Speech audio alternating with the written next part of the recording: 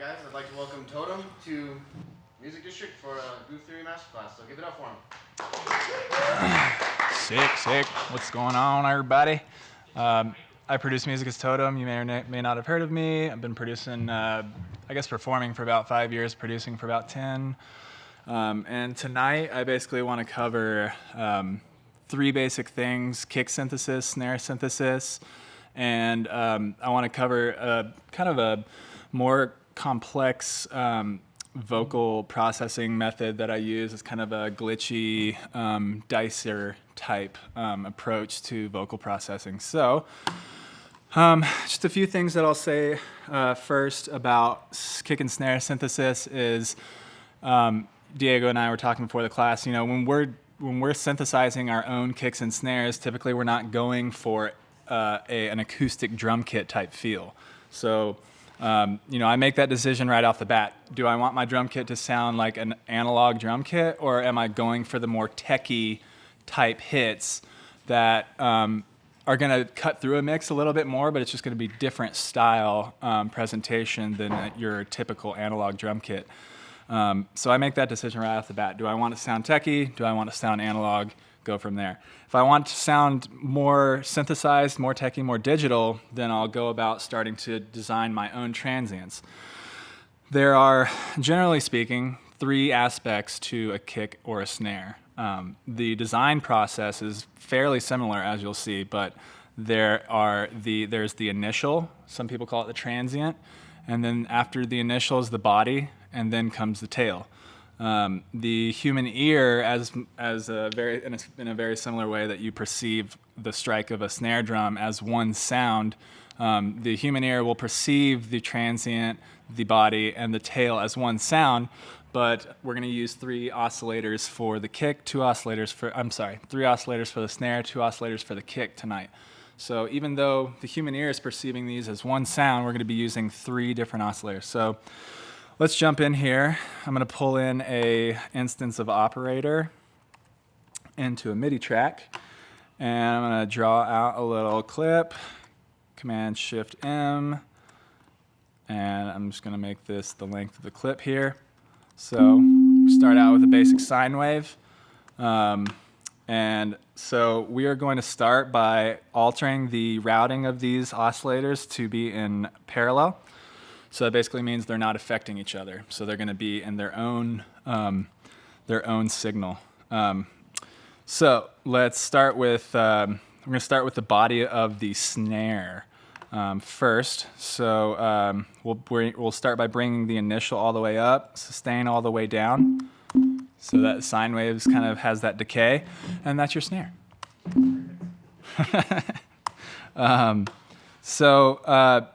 So after that, we're going to bring the attack out, and let's set this to fixed, and let's just set it at around 190, something like that. So then we're going to bring the attack maybe, let's say, 40 milliseconds. And then we'll bring the decay back to, say, around 120. Okay? And then we are going to turn the pitch envelope up, and we're going to turn the envelope itself all the way up. So that's just modulating the pitch of the sine wave as the envelope endures. So then we bring up we have our ADSR envelopes for the pitch envelope that show up here. And I'm going to bring this decay back. So for this parameter, what I'm really going for is to make the sine wave dip on the very initial here. So the initial of the body, I just want it to kind of I want that pitch envelope to kind of kiss the initial there. Obviously, if I drag it out too much, you start to lose that fundamental. So maybe 60 milliseconds, something like that. This little blue dot, you can obviously modulate the length of the decay here. And this will become even more important during the kick synthesis, where you can really get some unique timbres with this feature right here. And then let's just turn this up to taste. All right, so then let's move on to the transient. We'll turn on oscillator B here. We're gonna put the initial all the way up, bring the sustain all the way down. So traditionally, when you strike a snare drum, the transient is the sound of the stick hitting the face of the drum. The body is that sound resonating inside the drum, and then the tail is created by the snares. So that's something I like to keep in mind. Not that it's, like I said at the beginning, it's not going to necessarily sound like a traditional studio hit of a snare, but keeping those principles in mind will help you sculpt your design here. So, then let's bring the attack out here. Actually, let's bring this attack back.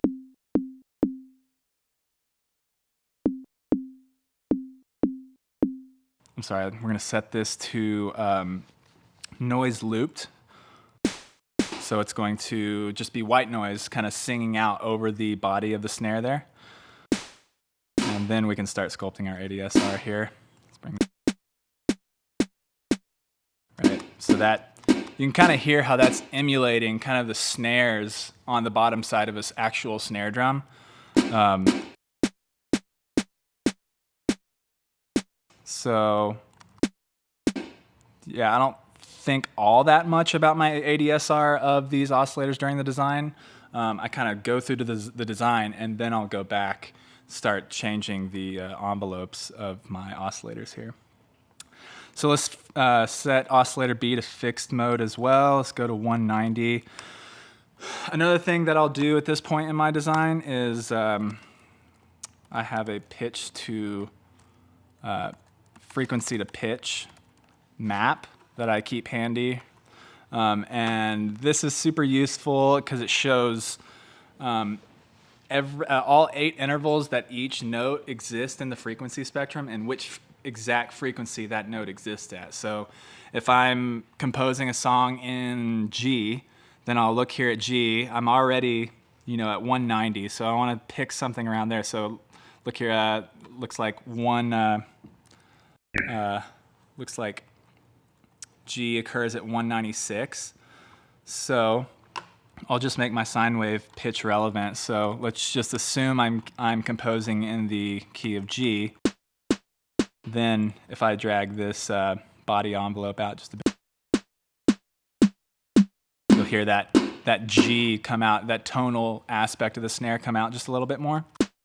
And obviously that parameter is kind of up to you how long you want that envelope to endure, but the longer the attack, the more defined your fundamental of your snare is going to be, or by fundamental, just the tonal quality of your snare is going to be. That will be perhaps maybe even a little more relevant in kick synthesis when we get around to that. So we have our body and we have our transient here. So now let's move to the tail, which will be oscillator C. We're going to set our wavetable to noise white. And let's go to the envelope. Initial all the way up, sustain all the way down. Attack, let's put at like 100 milliseconds. You know what? Actually, on the tail, we're going to leave the initial down because what we want to happen is the transient and body to hit initially, and then we want the tail to fade in. So we're going to leave this initial all the way down, and we basically want this to kind of fade in after the fundamental of the snare has kind of elapsed. So if I drag that out, it's a little more pronounced, but yeah.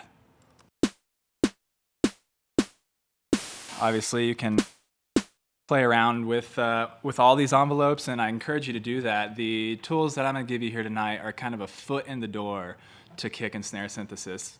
This is kind of a ground level for you to start at. The processing that you can do after this is pretty radically infinite.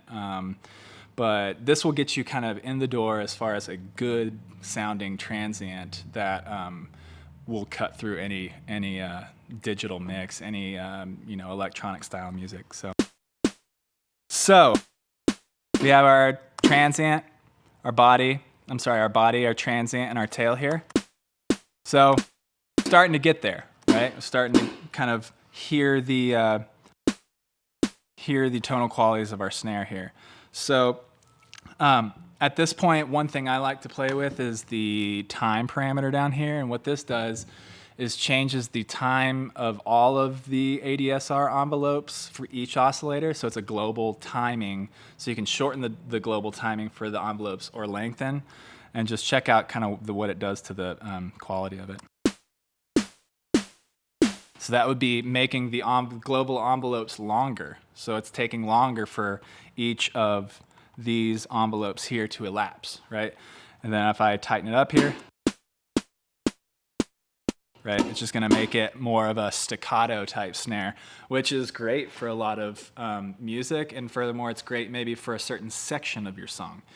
And something I was talking with Diego about beforehand is the benefit of doing this style of synthesis is having really, really granular modularity at every step of the compositional process, right? So whereas, in my earlier production, where I might be working with a sample or a stagnant waveform, you're kind of limited in not only the ADSR, but the timbre, the color, the texture of the sound itself, kind of locked into that waveform.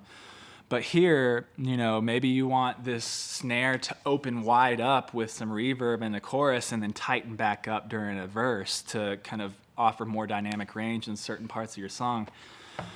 So this is a great way of having full control over tone, color, texture, timbre, tuning, and furthermore, having that type of control throughout every step of the process compositionally, so you're not locked in at any one moment. Now, here in a sec, we are going to bounce to audio, but I'll show you guys some ways to kind of retain some control, at least as far as being able to tune your transients.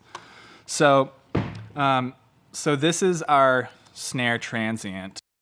I want to push this time up just because I like that. So now I'm going to show you post-processing for this snare, because even though the anatomy of it is there, it's still kind of sucky in my opinion.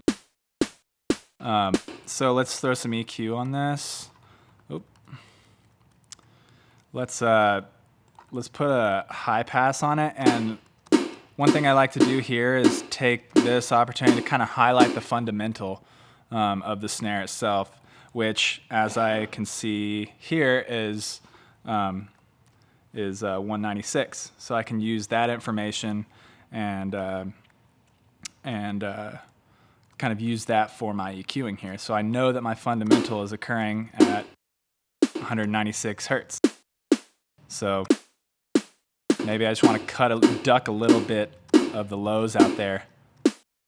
And then another place that I like to edit is anywhere from about 300 to 700 hertz. The human ear, we know this sound as when you're traveling down the highway and you have a window down in the wrong way and you get that whoop, whoop, whoop, whoop, whoop, whoop, whoop. That's the sound, it's occurring somewhere generally in the region of 300 to 700 hertz, and it's considered an undesirable aspect of the frequency spectrum, generally speaking. That doesn't necessarily apply for bass synthesis and stuff like that. But for this, I'm going to duck out a little bit here.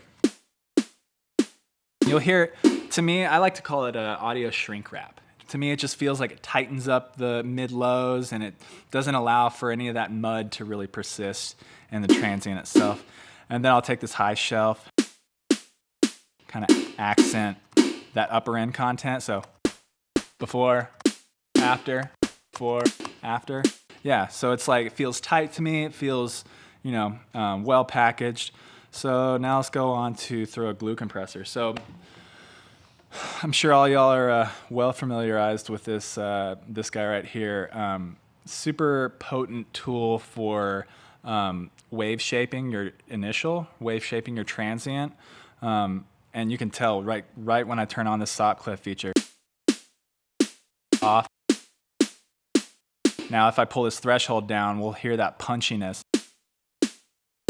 Let's turn this attack up a bit.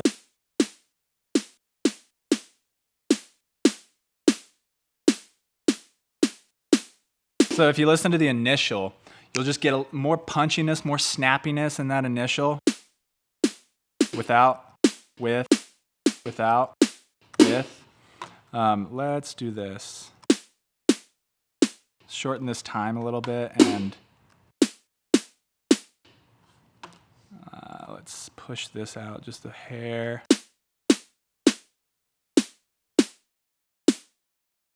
Yeah.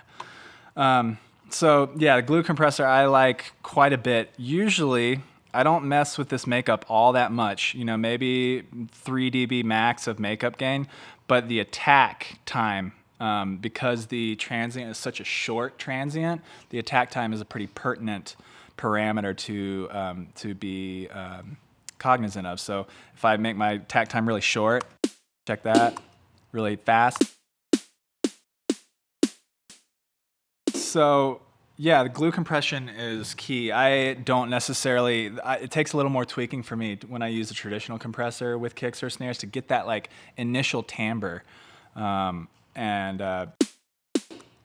glue compression is great for that. I think I was showing the attack time. So if it's all the way to the left, kind of dull, all the way to the right, pretty hot, right? So I usually keep it, you know, anywhere from noon to 3, you know, for a snare or kick transient. So next I'm going to come to the filter section here.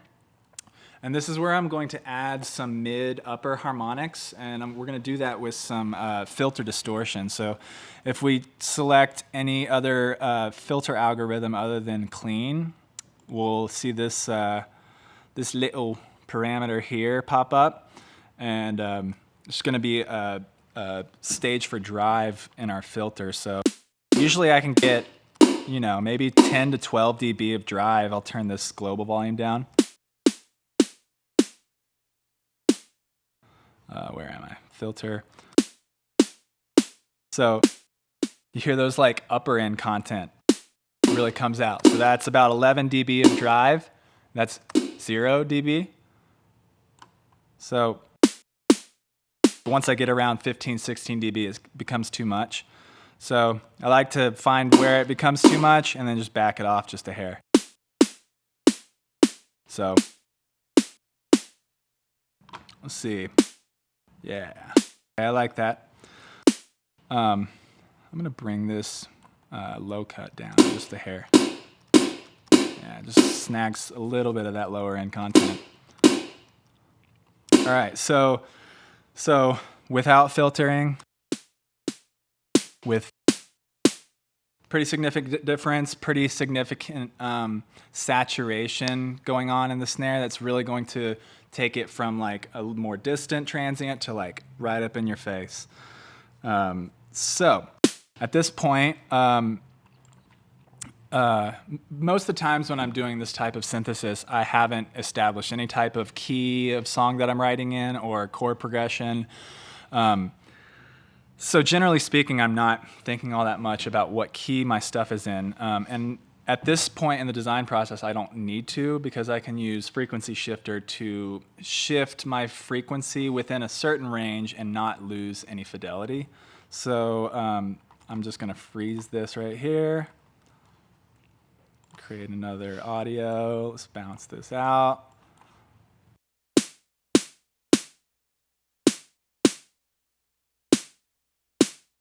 At this point, I look and make sure, at a few steps in the process, I'm looking at my waveform and I'm making sure that there's not a significant duck in amplitude in my waveform. If there is, let's say like this part maybe looks like this or something, then I'll remove that, drag this in, and then crossfade it, make sure the phase is more or less agreeing there.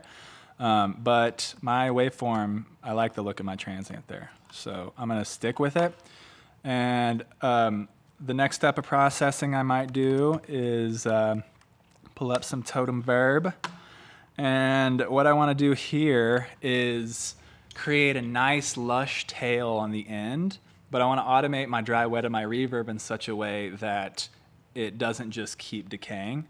So we'll go, but we also want to leave our initial nice and clean. So we don't want to muddy up our transient with reverb. So I'm going to start the automation, you know, right when the tail starts coming in.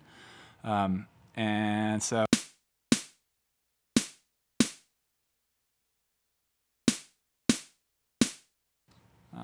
let's drag this out a bit more. Oh.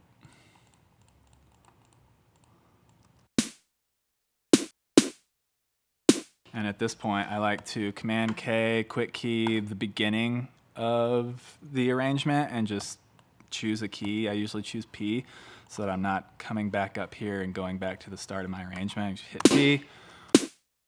So let's make this a bit longer.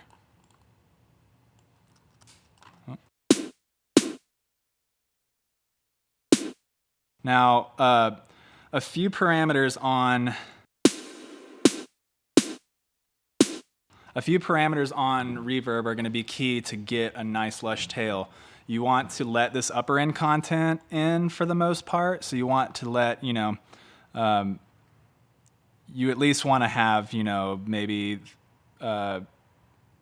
your diffusion network and input processing allow for like, you know, 2 to 5 to 7K to come into the reverb processing. Otherwise, it will kind of sound muddy, and you won't necessarily, it won't be reverbing at the proper frequency. So another, so we're already kind of hearing that, right? So off, on. Let's bring this out a little bit more. Let's extend this automation, make it over the top, and then we'll dial it back from there. So you can kind of hear how that's shaping the tail without. Nice, tight, and then with.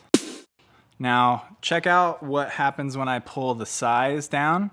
So what that's going to do is going to set the time for the pre-delay to occur. So I'm sure you're all familiar with pre-delay, but what pre-delay is the time that the sound goes out for it to start getting those early reflections of reverb. That's the pre-delay time. And that's also dependent upon the size, right? Because if you're in a huge arena hall, your pre-delay time is going to be longer because it's going to take longer for the sound to reach the first point of reflection and start offering those early reflections of reverb. So in a really big size like this, the effect isn't going to be as pronounced because the transient itself is so short. So if it were longer, it might the pre-delay time might be a bit different because it's so short. If I have a really big size, it's not going to give it time to actually hear those early reflections. So I'm going to pull that size down. You hear that's a huge difference, right? So big size, small size. So you can actually hear the reflective reverb coming at you from the first point of reflection, whatever that, obviously here it's a digital point of reflection, but so yeah, that's without. So now at this point, I'm gonna like tighten this up a bit, even like,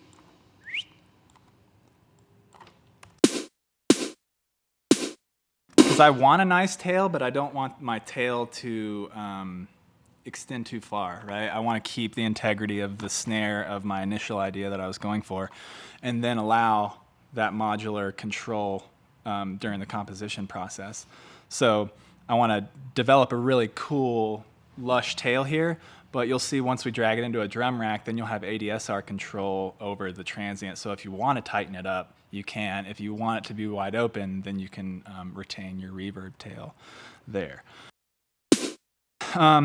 In reverb size, I didn't really mess with the pre-delay, but I will. Right, so see when I push that pre-delay way up, the early reflections aren't really coming through there. Pull it back. Right, those early reflections are actually being processed and being fed through the audio. Cool. So then I might EQ the verb. Probably don't need a hard cut as much. Oh yeah, see, I haven't even messed with 3 to 700 hertz, but I can hear it in the mix. It's just kind of that muddy aspect of it. Right there almost immediately goes away. And I'll do a similar high shelf. Not too much, because at every time we're rendering to audio, it's embedding the effect into the audio, and so if we're just high shelving our ass off, then it's going to get really, really bright and really brutal. Obviously, that's why knowing your playback device is key, right? So make sure that when you're doing this type of design that and you're very familiar with the voice of your playback device, whether that's speakers, whether that's headsets. That's going to be a crucial thing, because kick and snare are typically in dance music the hottest transients in the music, and so therefore it's going to be, if you're composing with just very transparent limiters like I'll show you that I do, it's going to be one of the hottest things causing most of the gain reduction in your limiter. So yeah, just making sure that you are very familiar with your playback device, so that you can pick out certain brash frequencies coming through. So that's kind of sounding good without the EQ. With EQ, so it's kind of bringing me back to a nice tight place, because this reverb is adding some harmonics that I cut earlier in the process. And you know what? I might not even high shelf that as much.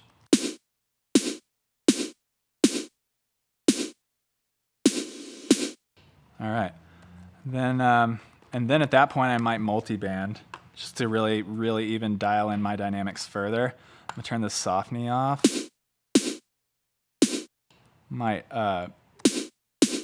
So this is a really cool way of shaving off a little bit of the brashness of the upper end. So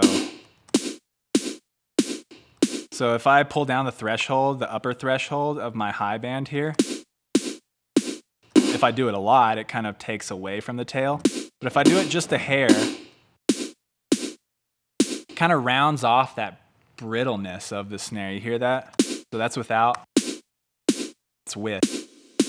Small edit, but big difference. And if you apply that technique at certain parts of your song, for example, apply that technique during a verse, and it makes it just a little tighter to where you have more of a sonic palette to work with, to fill with synths, to fill with lead phrases. I'm a dynamic range monger, so any way that I can, dial in my dynamics in the design process, I really relish in taking that opportunity. So, might mess with the crossovers just a bit to really dial in your dynamics there. Sometimes I'll dip just a little bit of the input processing before compression here. Sometimes I'll boost. Sometimes I can use this lower input to highlight the fundamental here. Yeah. Off, on, off. So now I'm going to render this. I'm going to flatten. I'm going to freeze. Create a new audio, drag this down, turn this guy off. At this point, I'm going to start cutting my audio, because we're about to drag this into a drum rack, and the drum cells, if I leave this too long, then my ADSR is going to be worthless, because I just want to get my transient here. So one thing that I'll do at this point is maybe layer a clap, really of any kind. It's kind of arbitrary the way that I choose claps here. It could be a super shitty sounding. All we're really going to use it for is to create even a more kind of lush, ambient, atmospheric tail here. But again, we don't want to mess with all of our beautiful wavy gravies going on in our initial here because we worked so hard to make that dope. So we're gonna not necessarily mesh with the initial here, right? So if our clap is right on top, it's like stomping all over the work we just did, right? So I'm gonna take that out, maybe fade this. And then I'm gonna drag a reverb on this guy.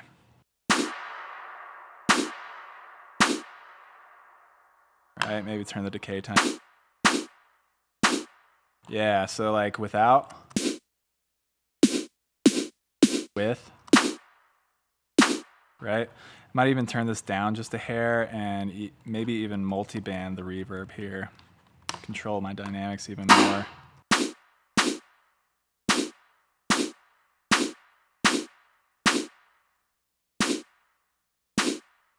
Maybe even pitch this up a bit. Yeah. So now I'm gonna group these guys. I guess I should say, you know, maybe I might even do that a few times, you know, where I layer a few claps. Let's just do that real quick. Whoop. Let's get a slightly cooler. There we go. And I should also say that claps are really fun to make as well with white noise. You know, the 808, 909, 707 type claps are really simple to make. It's just basically white noise with similar envelopes like I've shown you. And also the reason that I decided to go through this tonight is that all this information that I'm giving you, you can basically extrapolate and make hi-hats, rides, tom-toms. You can basically construct a drum kit with just basically this information that I've given you, because the snare and the kick are like the heavy lifting of the design process. You know, making a hi-hat it's way less intensive, way less heavy lifting on the design side of things. So that's kind of why I decided to do this tonight, is because you can take these tools and you can basically extrapolate a whole drum kit from these tools. If you kind of do this a few times, run yourself through these steps a few times, and you know, get it to where you can do it in your sleep, then your mind will naturally wander into making toms and making hi-hats, making crashes, stuff like that. And when you start to develop all the transients for your drum kit, that's when, you know, really cool opportunities and potentials open up in your mind that maybe not had been there before. So I'm just going to copy paste this processing from this other clap here for time. Here, let's fade this in. Yeah, and now let's group these guys, and let's bust that down to one sound. So let's add a audio track here, and let's route it from the fourth group, and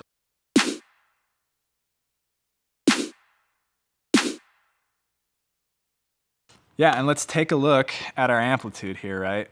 Because a little duck in amplitude is aight, but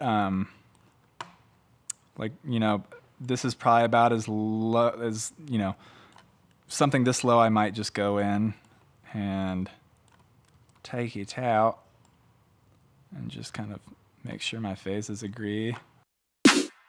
Oh, they're both playing here.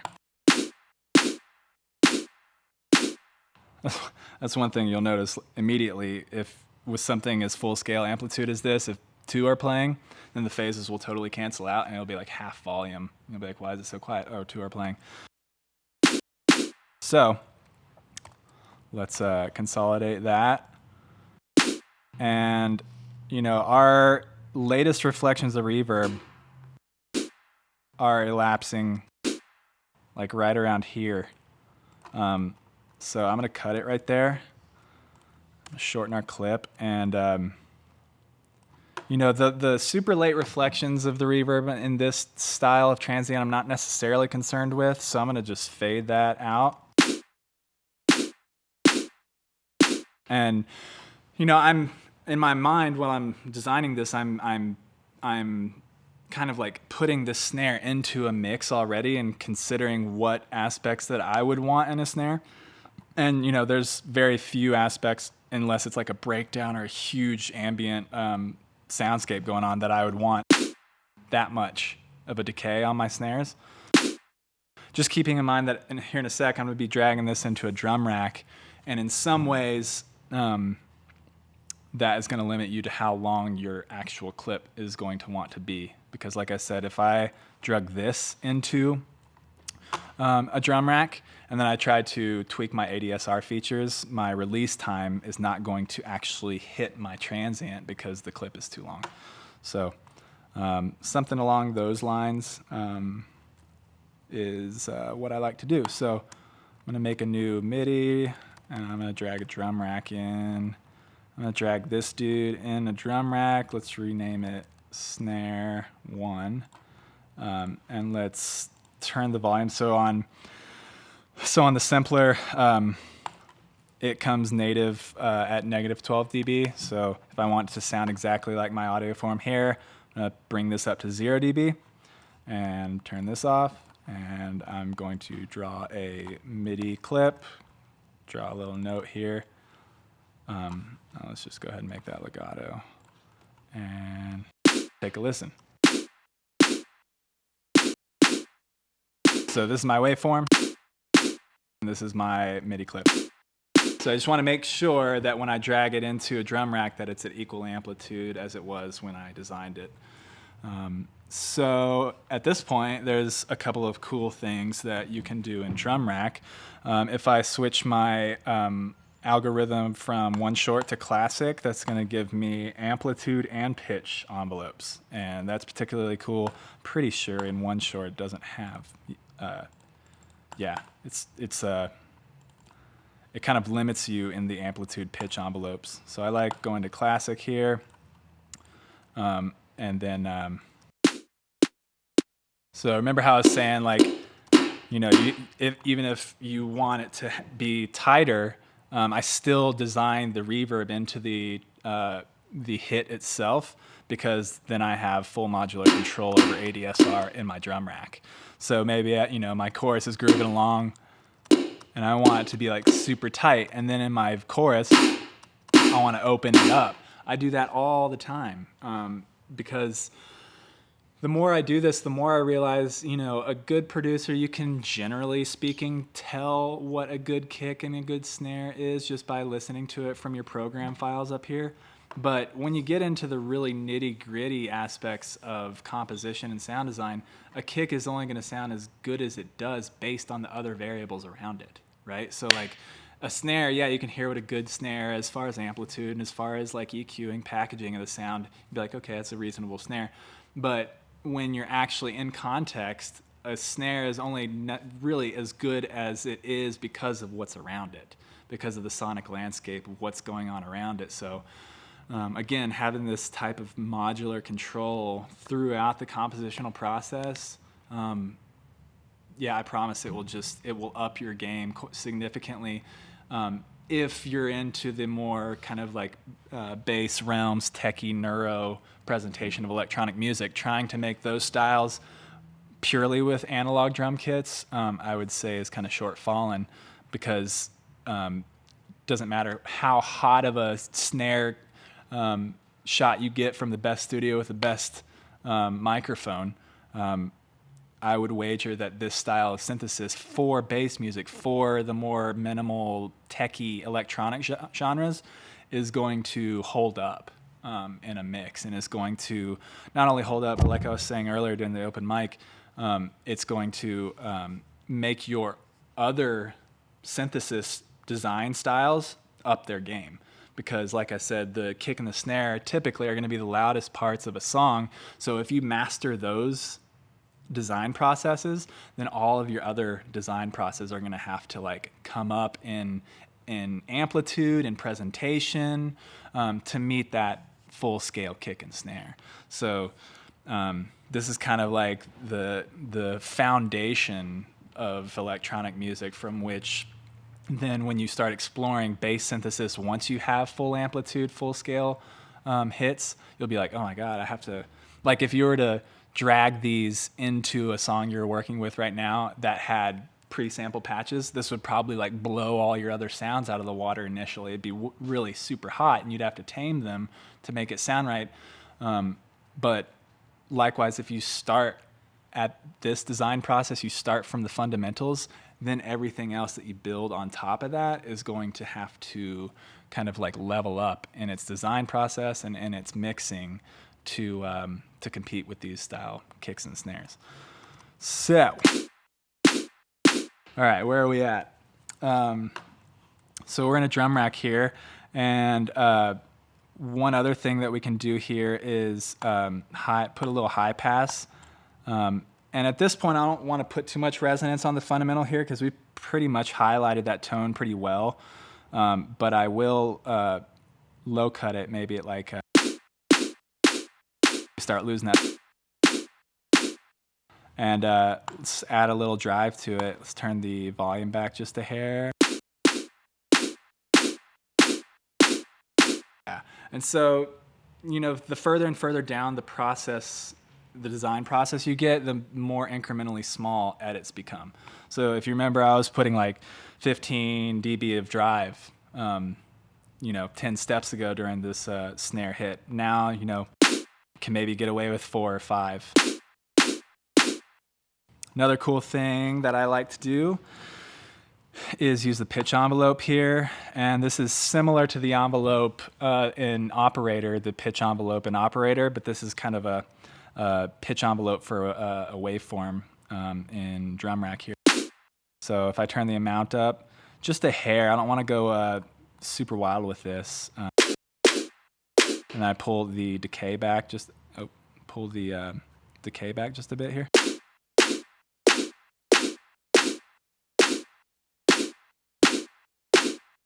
Also, another thing that I mess with, because we are modulating transposition here, then another thing that's going to become kind of a pivotal thing is the warp mode here, because when you're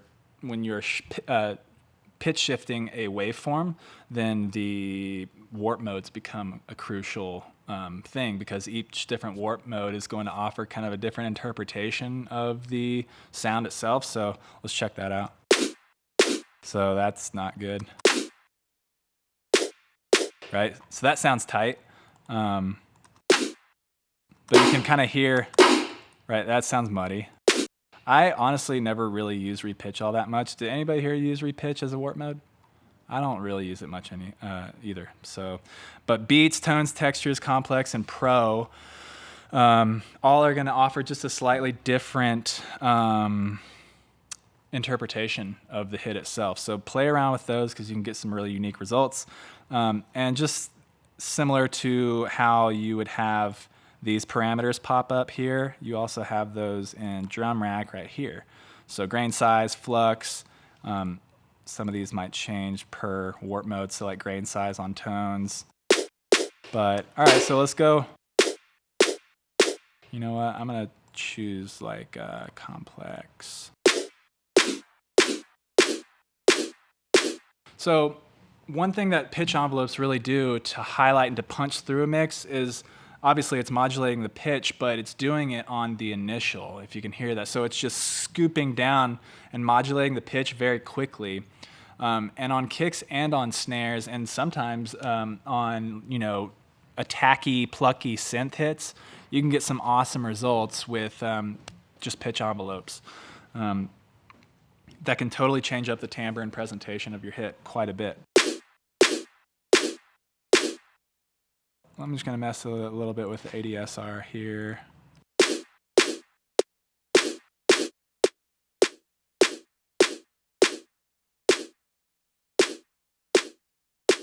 That was nice to me. At this point, I might just do some last minute EQing and maybe another soft style glue compress.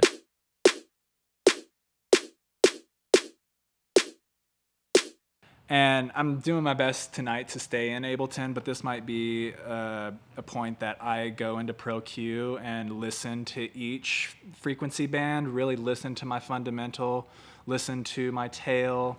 I'm sure y'all are familiar with like the ability to like, actually monitor every aspect of the hit itself, and that's just a great way to pick out undesirable sounds. Like maybe there'll be, a sound ringing at 3K or 8K that you don't really notice, but you just need a fine cue to just reject that one frequency. So that's another thing I do quite a bit. I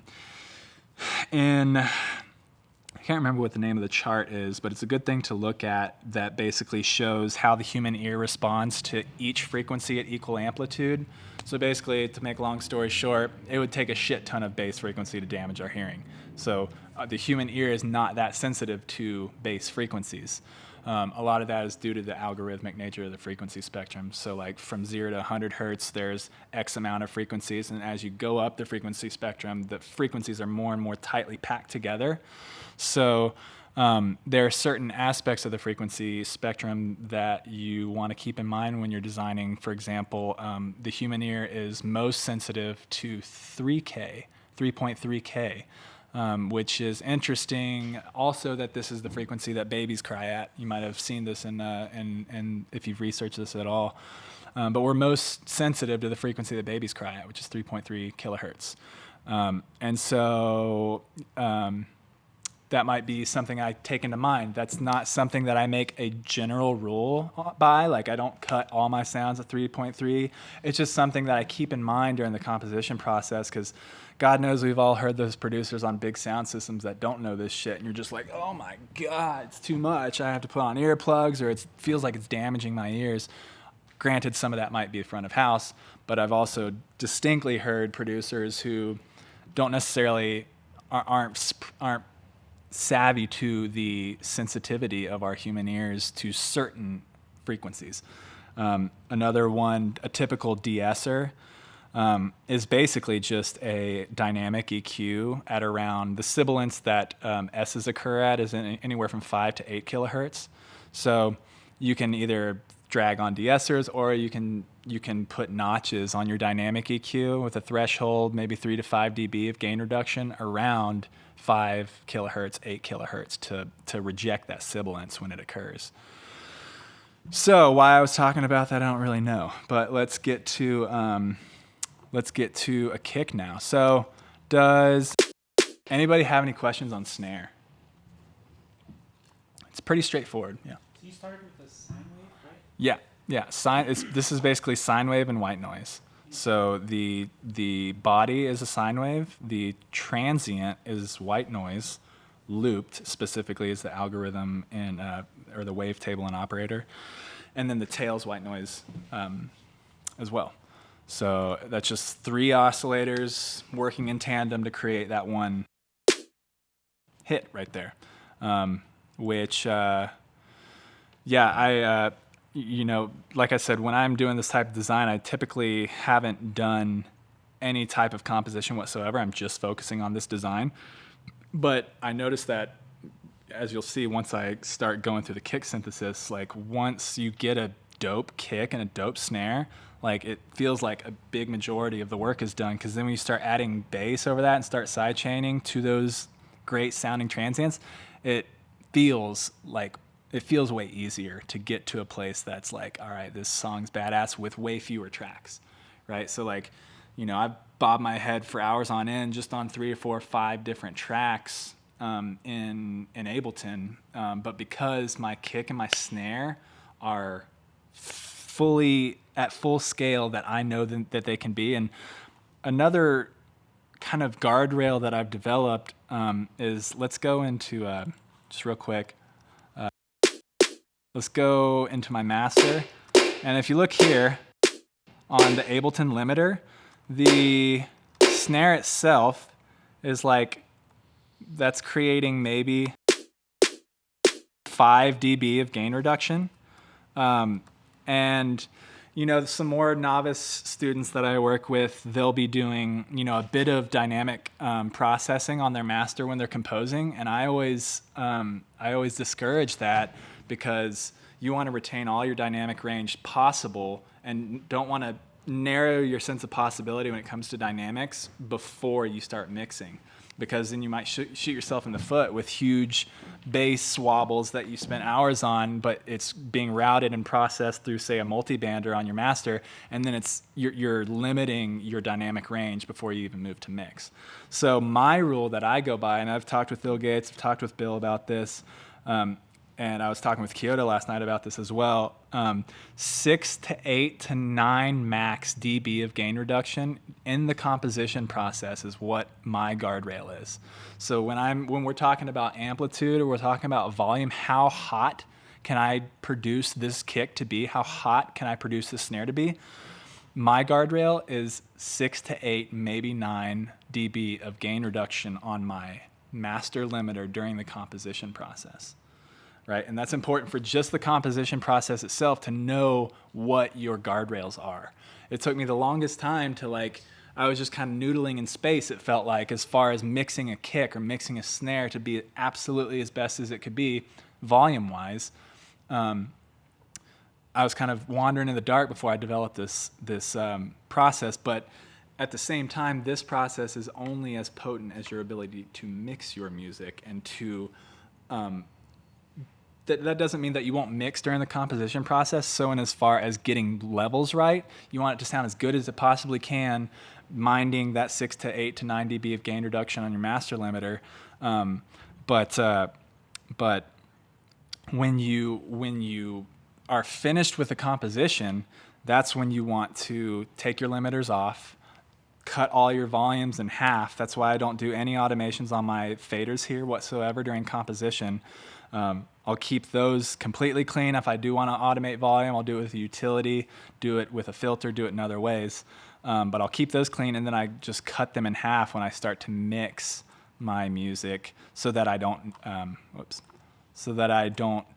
need a limiter at all, right? Because it's not even pushing to the point of putting any gain reduction whatsoever.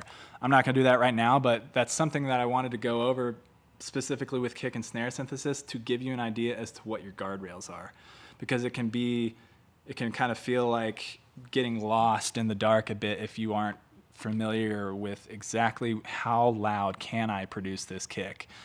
But then again, like a lot of amateur or producers who have just started out, I'll get people where they'll show me all sorts of processing that they're doing, not necessarily effects processing, but dynamics processing on their master that is limiting them and limiting their dynamic range before they even move to mix. So, that's something I put out there. With that said, let's move to kick synthesis.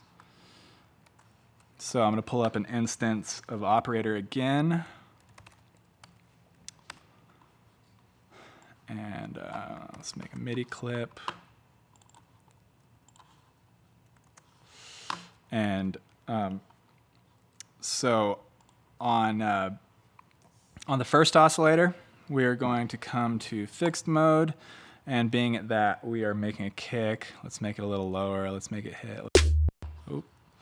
Let's turn this off. Let's turn the initial up, sustain down. And let's make attack like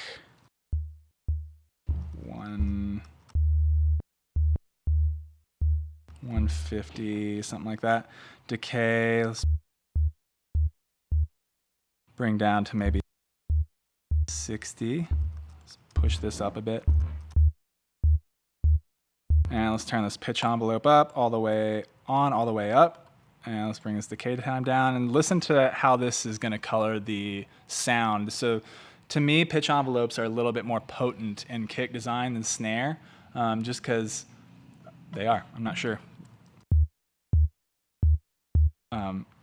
So let's bring this guy. So you can hear it's just coloring the initial there of the body. Then I might extend this guy out.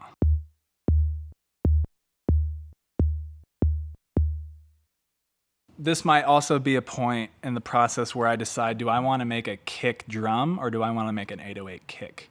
If I want to make an 808 kick, then my decay might come out significantly, maybe my release. That's going to be way more of a tonal kick, more of an 808 kick than just your like nice tight kick. Great for different applications, but this just might be the point of the design process that I would decide what I want to do. But for now, I'm just going to make a kick drum. So what was my attack at? It was like 150, 136.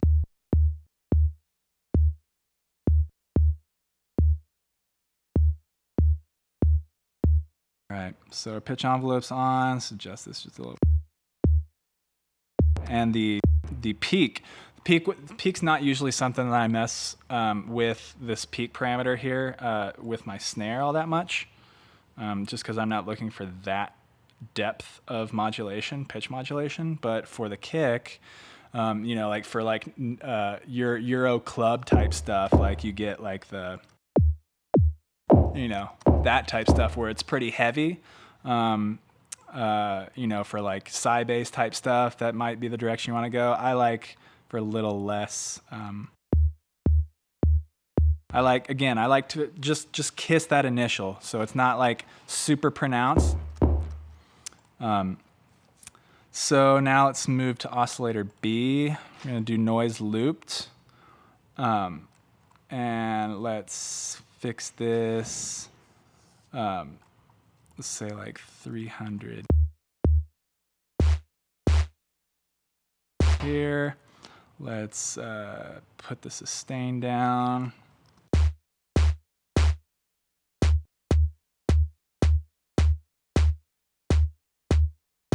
Right, so that's like just kind of emulating the actual drum lever hitting the face of the drum.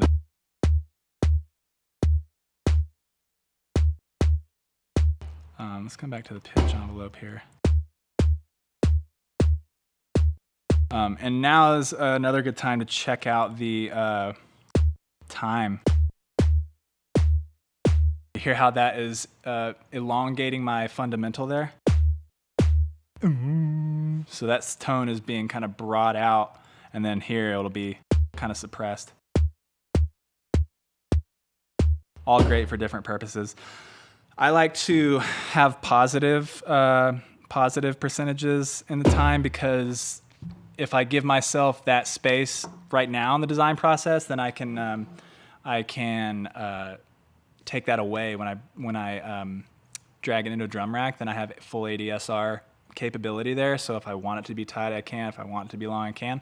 But I want that content to be there in the design process so that I can subtractively choose what I want when I'm composing. Another thing is linear routing for the kick here. Snare, we did parallel. Nice.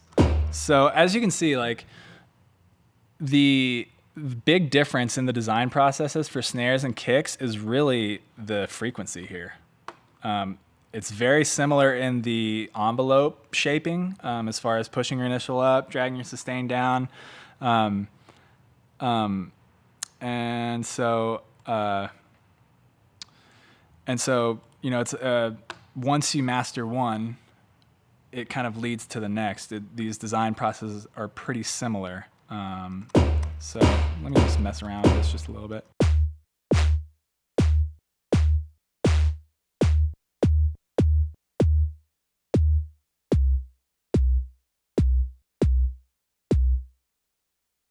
Cool. So I'm going to come up to the filter section. Again, I'm going to choose, I think I did PRRD last time. Let's do OSR.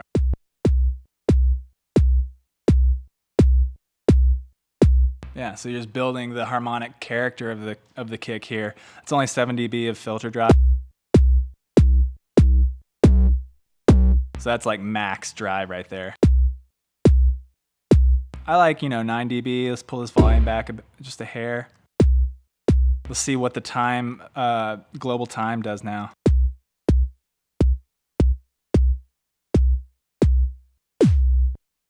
So if you push it like way up, obviously you can hear those envelopes take forever to elapse there.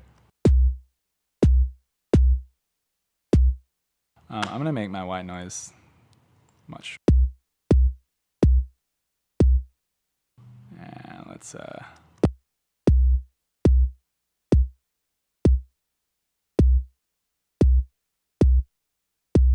So, hopefully you can see here, using these basic oscillators that you have way more control over the presentation of the sound itself, as opposed to, dragging in a kick sample, throwing some compression on it, doing some EQ. You can achieve some great results in that way, and I have myself. But moving from a synthesis place with these really important aspects of dance music, it really just blows your production up considerably. So now let's go into some post with this kick. Let's drag in an EQ here. Let's do a similar thing. Let's do a hard cut, and let's highlight that fundamental, which is 63.2 hertz. Already, like that's a few dB of gain right there to that fundamental, but off, on, off, on. It's going to make that tonal quality of your fundamental much more present. Again, I would maybe with a little finer Q, duck out.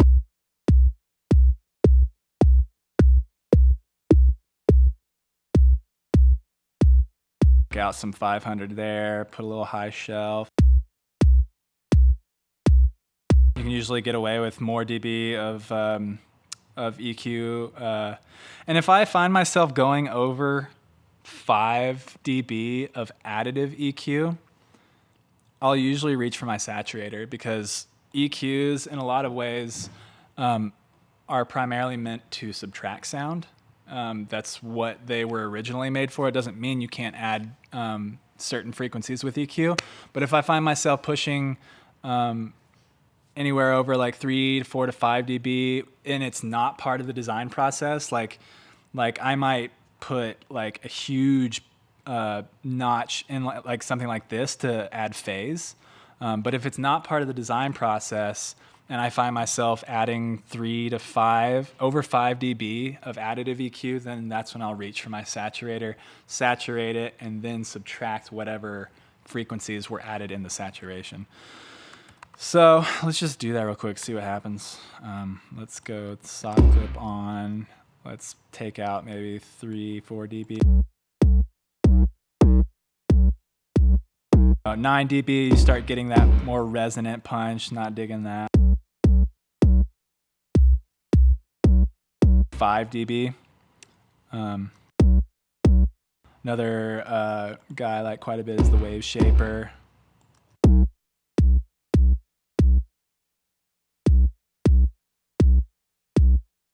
But for now, I'm going to go with analog. Now, my next move, I'm going to pull this back just a hair. My next move is going to be glue compression, and this is really going to highlight the timbre of our kick here. Turn on my soft clip here. Pull down the threshold just a bit. Turn the attack up.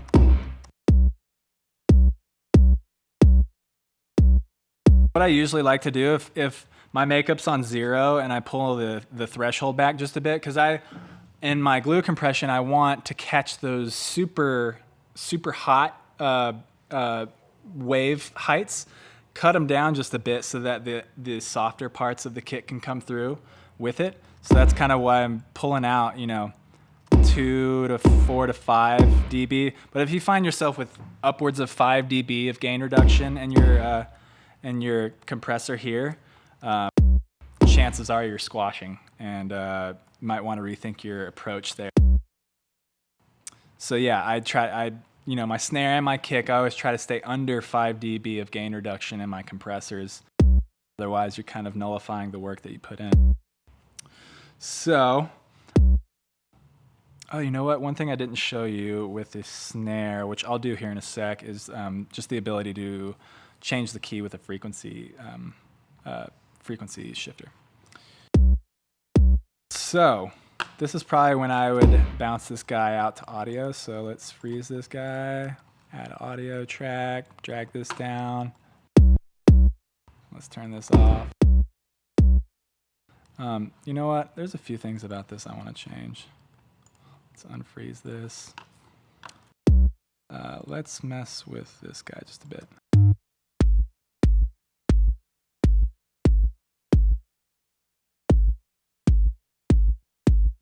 See, like once you dial your pitch envelope, taking it off just sucks. Like, check this. This is nasty. It lacks the character. So pitch envelope to me is a pretty important aspect of the timbre of a kick or a snare, as you can see. So, cool. So let's freeze this again. And let's drag this down. Oop. All right. Let's pull this back just a hair. So now let's drag on a frequency shifter.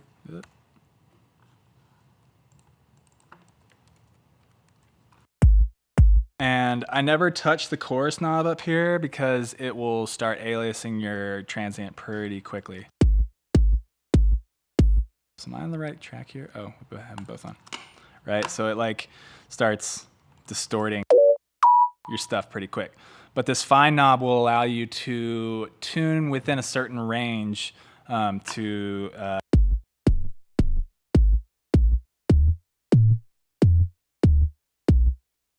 So I'm not exactly sure if that's a whole octave that would offer you all the keys. I'm pretty sure that it would offer you any key that you wanted to ride in. But if we go too low, then our fundamental goes away. So just kind of using that as guardrails. We don't want to go too high. It starts aliasing our hit. And if we go too low, our fundamental goes away. So kind of use that as a basic rule of thumb. That's also important in the regard of what I'm about to show you, which is kind of dragging it into our drum rack here. And let's do this.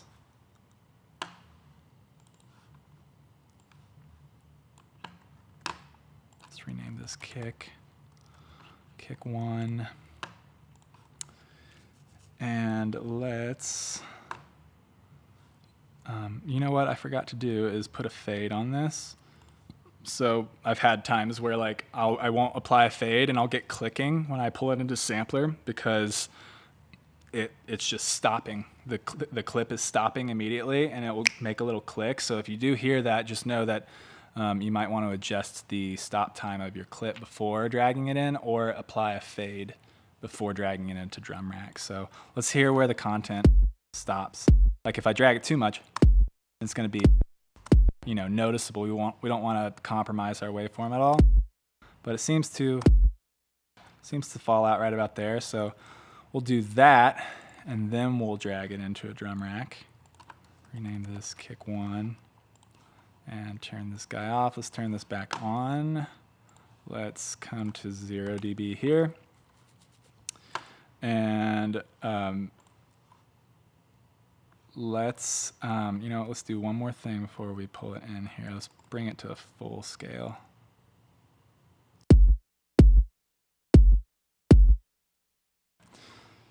So, and obviously what I didn't do there was bring the volume of my oscillators up.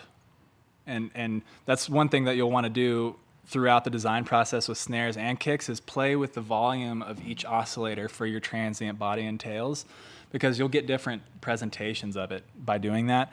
But obviously looking at this waveform, the one thing I didn't do was push my oscillators up a hair to get a full scale hit like this.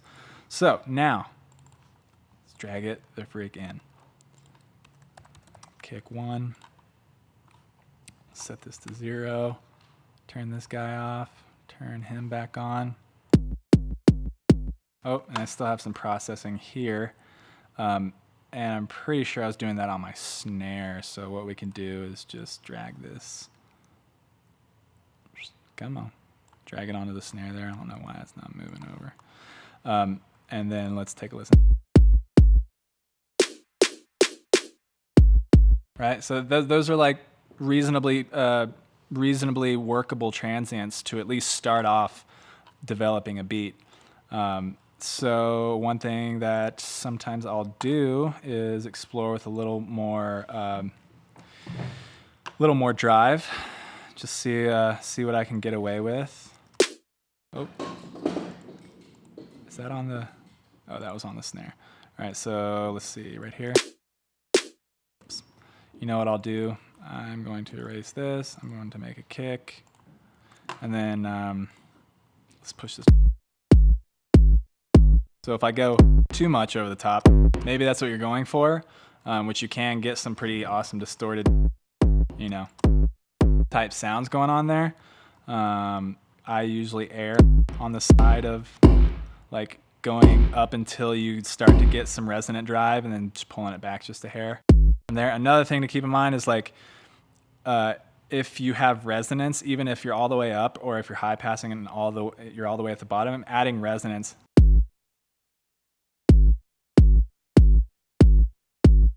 can add just a little bit of like crispness to the very high aspects of your kick. If you listen, hear that like wispiness on the top here, and if I take this all the way down, it kind of flattens out there. So that's kind of a trick that I like, adding just a little like crunchiness to the upper end content of my kick there. And we've already kind of modulated pitch on our kick here, but let's just see what happens. Let's bring back the decay.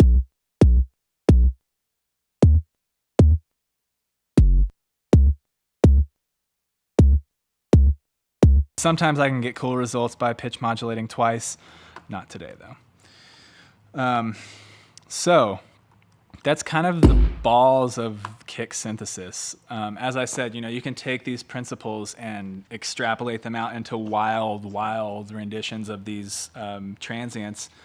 But that's kind of the basic gist of kick and snare. Does anybody have any questions on kick synthesis? Pretty straightforward. You're on this kick, I used two oscillators. One was for the body and one was for the transient. A lot of times I won't go for a tail on a kick. If I do want any type of tail, I might automate some reverb like I did, but not mess with my initial transient at all. But we just used two oscillators, one white noise and one sine to make this. And as you can hear, off to a pretty good start there. Like that would sound good in most dance style musics, and would also make a lot of your other sounds really need to, as I said earlier, kind of mix properly to compete with this style of synthesis. Because if you're used to using patches or preset drum racks and drum packs, then you might be able to get away with like lower mixed subs or lower mixed synths. But with this stuff, if you haven't designed your hits from the ground up like this, I can almost guarantee you that you'll find yourself needing to remix or reapproach your bass design because these are just full scale. And chances are hits and preset packs and sample packs aren't necessarily full scale or not as good as they could be, right? Because they would probably be used in a hit song by the producer who made them as opposed to putting in a sample pack. So, kick snare synthesis, pretty dope, pretty fun, pretty quick. Each transient maybe takes me 20 minutes to really like sift through and dial out. So if we don't have any questions, then I'll go to some kind of vocal processing and kind of application of this. Good with that? Sweet. Screw it, I'll save that. Kick groove theory. Sweet. Might use that later. And let's just leave these in place. This is some great coffee. I am flying. So what I want to kind of cover in our last section of this class is some varying vocal processes that really can be applied to any melody. They can be applied to really any patch, honestly. Just kind of some dicing approaches, some glitching approaches, both manual and automated style approaches. I have a lot of friends who love different dicers, different stutter edit type plugins, and I've gotten some cool results with that, but the more I delve into glitch music, the more I want full control over my glitches, and I don't want to automate that process unless it calls for it. And this track that I'll show you here has both automated glitch and manual glitch. As you can see, this is more of a manual glitch style here. I'll start with the automated glitch, which is this female vocal right here.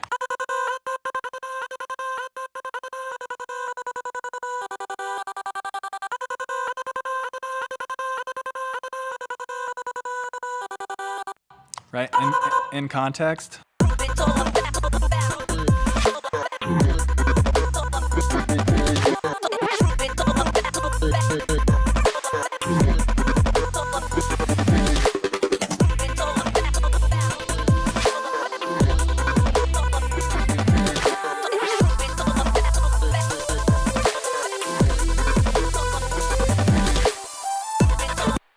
Cool, so the way that I'm doing that is if I want a kind of stutter glitch effect that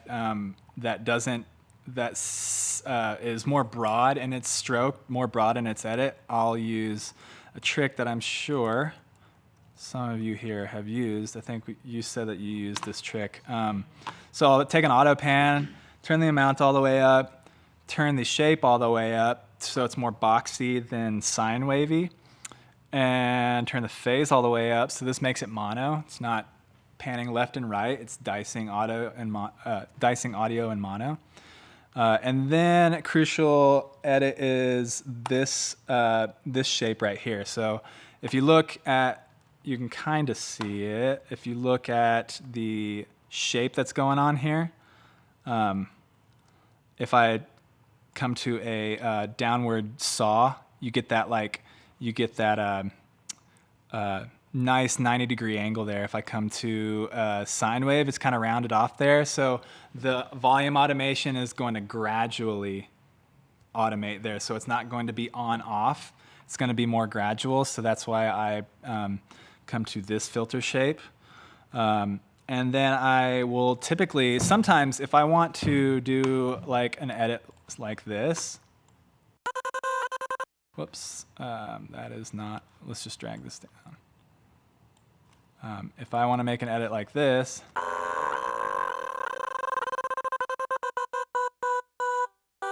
right, so like then I'll leave it off time based and just leave it on hertz based. And that's a great way to just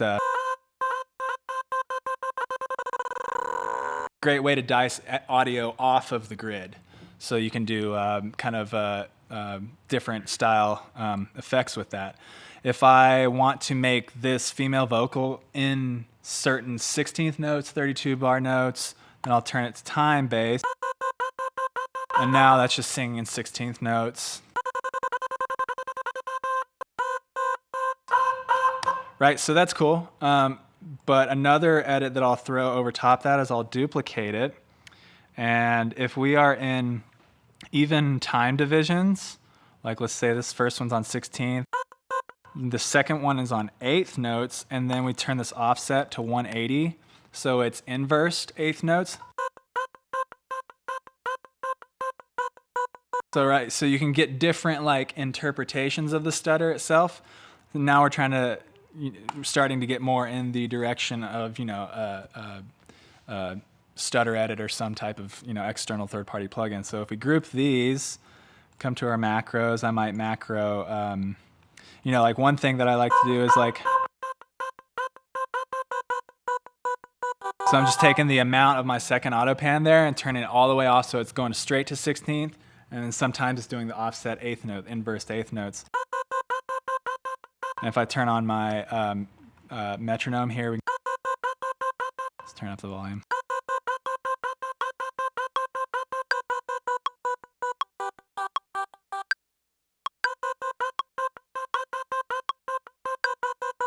So to offer myself a little more control, I might map this to macro 1, maybe macro, let's do the rate macro 2, let's do the amount 3 and rate 4. So then we have all these, and then we might rename this dice 1 and rate 1, and maybe dice 2, rate 2. So then we have all of our kind of parameters that are offering the most modularity and the most variety kind of right under our hands here.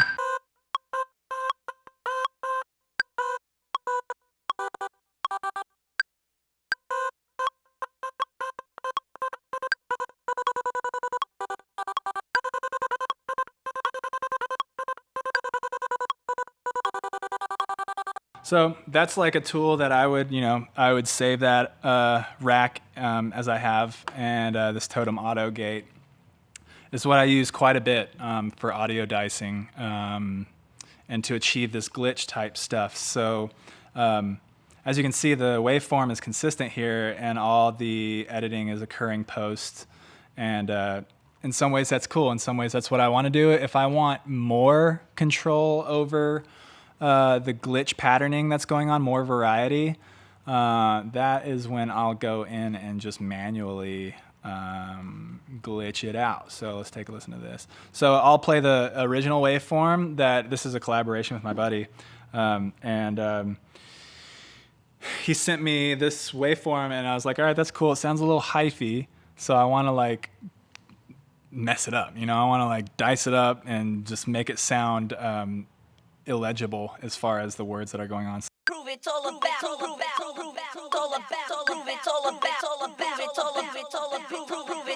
This is kind of when the glitch comes in.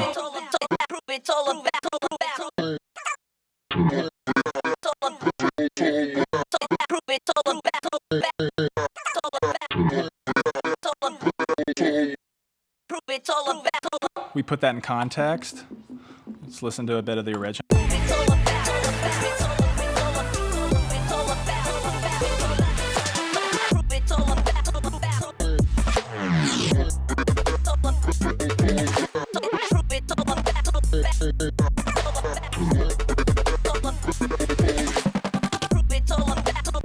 So it gives kind of a cool feel, and it doesn't sound, to me, it doesn't sound as automated. It sounds, custom. It sounds manual. It sounds something that for somebody else to replicate, it would be more difficult than if we were to just do what we did just now with the female vocals and drag in, an auto gate or a dicing type effect. Dicing is a great way to kind of get yourself off the ground, but chances are you'll want to get a little more modular control over your glitch edits, and that's where coming in and manually, like I'll come in and like this is a useful little metric here that shows you what the grid represents. So this represents 64th notes, so I know like these little guys are 64. And another thing that I'm looking for when I'm doing this is notable transients of the waveform itself. So this is less noticeable with like a more legato female vocal than if you had like a rap vocal with a lot of dynamics to it. I wouldn't want to necessarily use like this guy that's ramping up to this transient here, but this would be a great part to use, because the transient is most pronounced here and is decaying, right? So if this looked like this, I probably wouldn't select that as a part to glitch, because the transient, you want the transient to have an attack to it. So you want it to be at a more full scale and then decay to a lesser amplitude, as opposed to the opposite, like this, where it starts at low amplitude and kind of evolves to a more hotter frequency here. So yeah, if you look at my transients here, you probably won't see a whole lot that's like ramping up in amplitude. Most of it is like, scaling down as it evolves in amplitude here. Another thing that I'll do quite a bit is transposition modulation. And maybe I'll do like some time stretching here, like, and then maybe switch my algorithm and like do some transposition modulation in clip view. And then at that point, then these different warp modes are going to give different interpretations, right? How are we doing time-wise? 5, okay. So that's something I do quite a bit. One final thing I'll show you on the glitch approach that I do quite a bit. Let's see.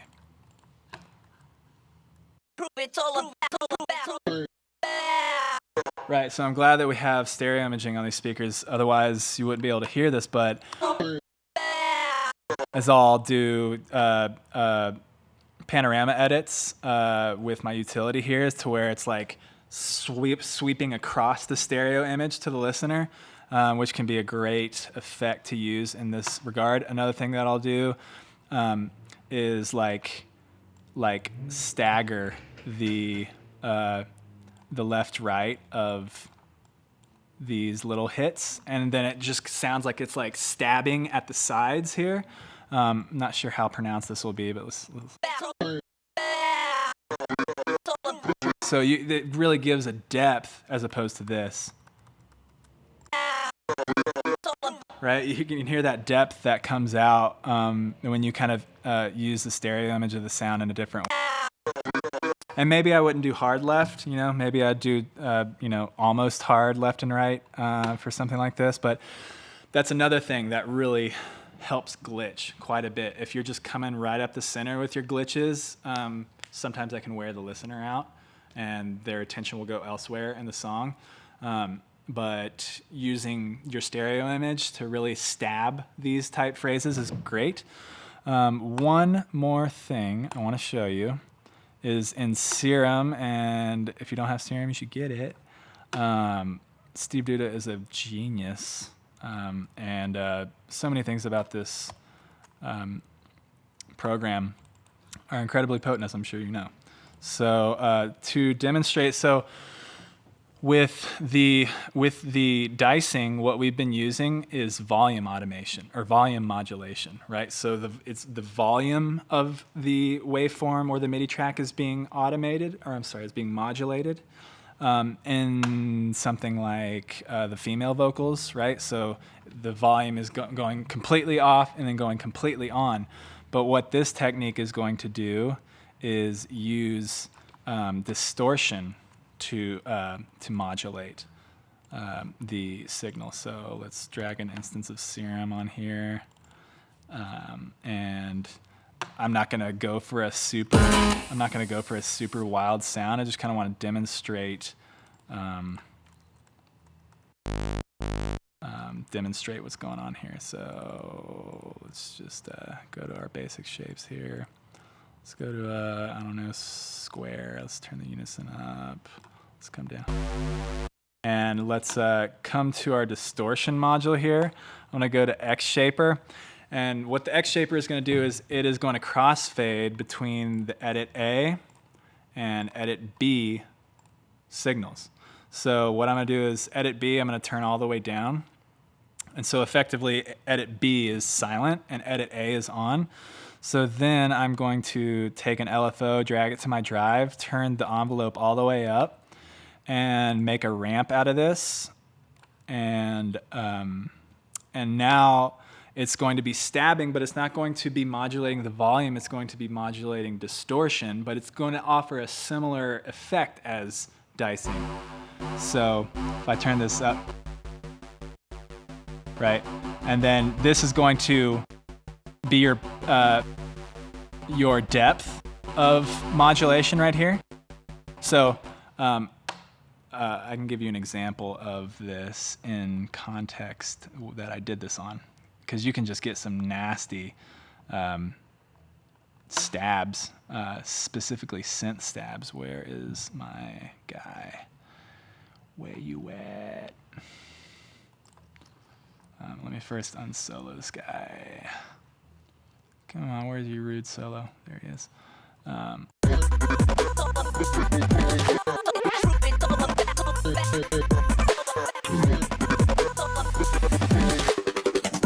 So that sound right there.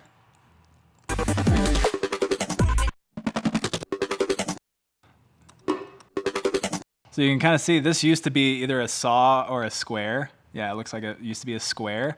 And the distortion is dicing that audio. So it's not being diced by volume, it's being diced by distortion. It's also being panned from either right to left or left to right, but giving quite a different tonal character to the synth itself.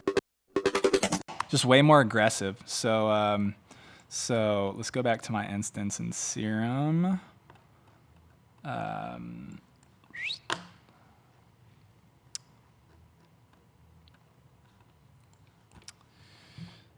So many blasted tracks. Here we go. So if we go back here, one last parameter. Obviously with this style, I love using the OTT.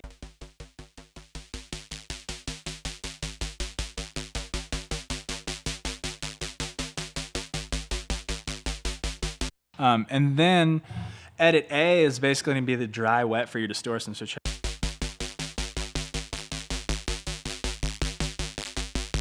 that's going to be like fully distorted. And that's just going to be applying distortion at the very end of the modulation. You kind of get that visual representation here.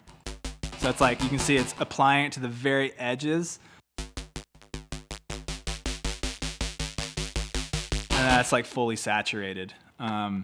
So yeah, the X Shaper is another incredibly potent way to glitch your stuff. If you wanted to use that approach on a vocal, you could just drag in your Serum effects, make a dummy clip, and you could do basically a similar style of glitch with the female vocal that I was doing with the auto gate with Serum effects. So yeah, I would say play around with that approach because distortion modulation and volume automation specifically for glitch style stuff is awesome. You obviously will hear volume automation more in glitch style stuff, but distortion modulation in glitch style stuff is sick as well. So I think that's kind of the bulk of my class here. And yeah, if anybody has any questions, I guess we could open that up for just a bit. But yeah, thanks you all. Thanks for coming. And yeah, you can check out my stuff on SoundCloud, Bandcamp. I'm not really playing shows this winter. I'm kind of taking some time in the studio, and I would love to hear your stuff. So send me your stuff. I'll give you my email when we get out of here, and I'd love to hear what you're working on.